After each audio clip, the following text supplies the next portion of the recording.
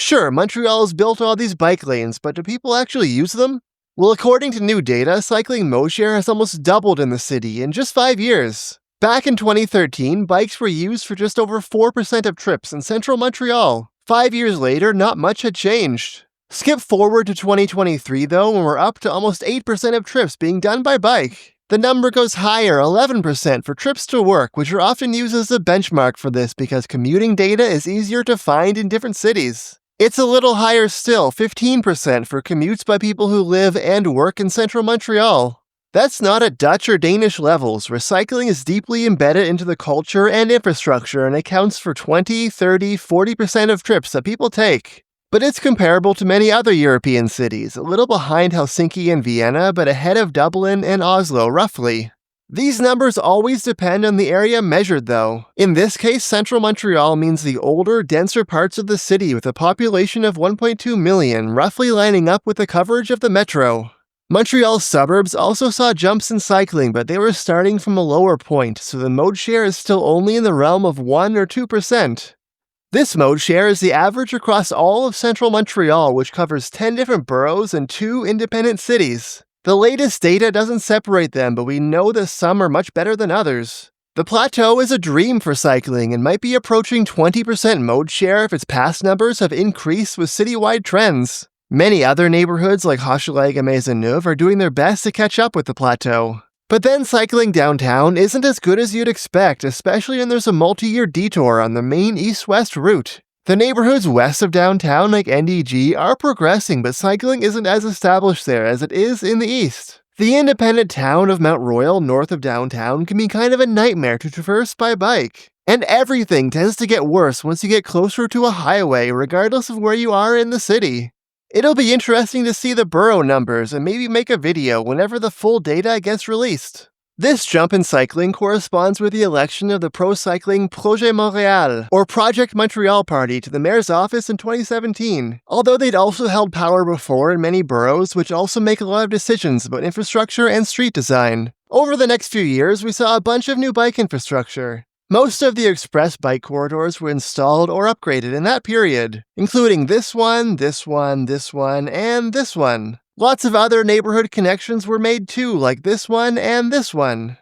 There is a dark side to the new mobility data though. Public transit in blue here lost ground in every single part of the Montreal region. Some people have looked at this and said basically, we invested in cycling and all it did was take away from transit. I think there's a different story here though.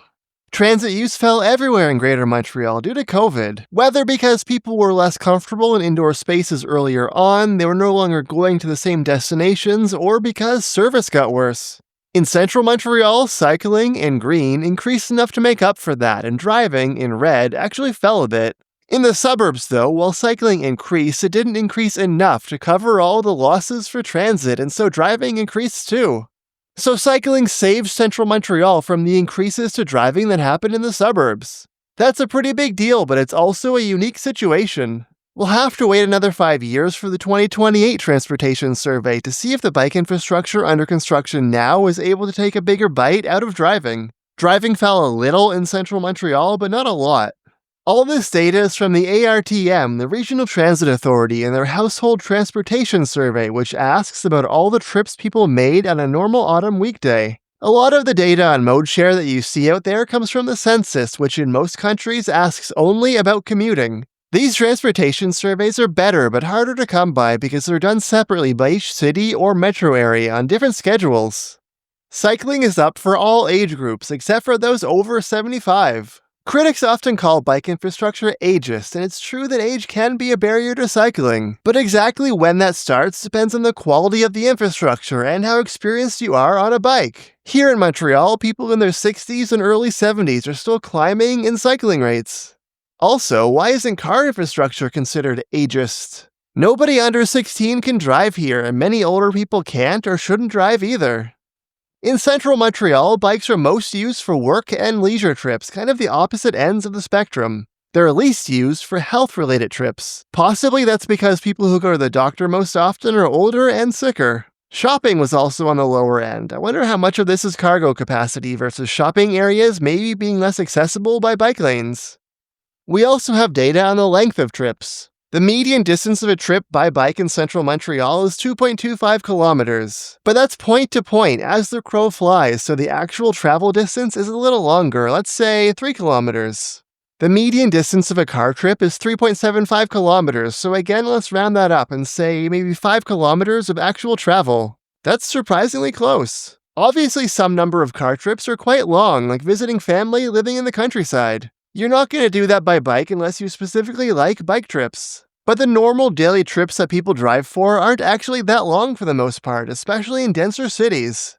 Trips are longer in the suburbs, especially the newer and more distant suburbs closer to rural areas. We can also compare the cycling mode share to the space actually taken up by bike lanes. A study from a few years ago found that the city of Montreal had 1.3% of its road space dedicated to bike infrastructure. To focus on central Montreal and account for some growth in the bike network, let's say it's more like 2% now. With 2% of road space in central Montreal, bikes make up 8% of all trips, 11% of commutes, and 15% of commutes by people who live and work here. Not bad. And for those who want the whole picture, here's cycling compared to all other modes, walking, transit, and driving, in central Montreal in 2023. On top is mode share across all trips. In the middle is commutes. And on the bottom is local commutes, meaning commuting to somewhere else in central Montreal as opposed to doing a reverse commute to the suburbs. Each day, people take about 1/5 as many bike trips as car trips. There are 1/4 as many bike commutes each day as car commutes. And if we look at commutes within central Montreal, almost half as many are done by bike as are done by car. Cool! Thanks for watching through to the end of the video. Don't forget to like and subscribe, and a special thanks to our supporters on Patreon.